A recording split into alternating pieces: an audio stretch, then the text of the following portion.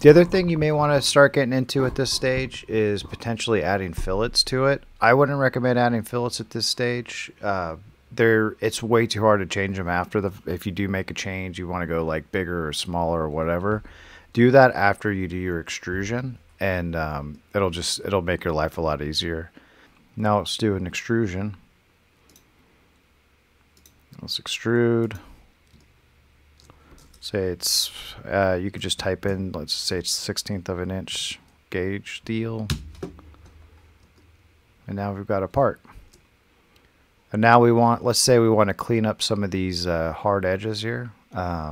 Click on your fillet tool and just go around and, got to make sure you click the right thing. Click the edges you want to add a fillet to. We're going to leave that one because we're going to add a break in that one in a minute here. Say we want these ones to be about the same. Oops, I clicked the wrong one.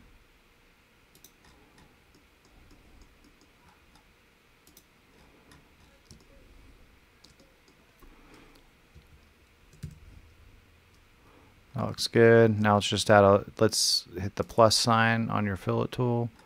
Let's add another one here.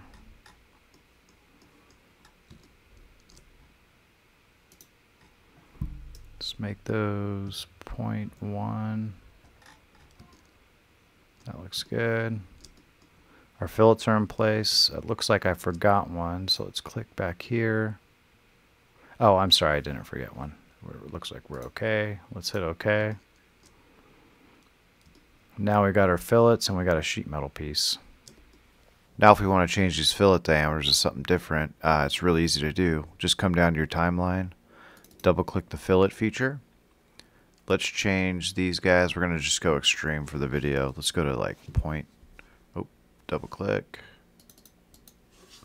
0.5. And let's say these ones, let's go to 0.5 as well.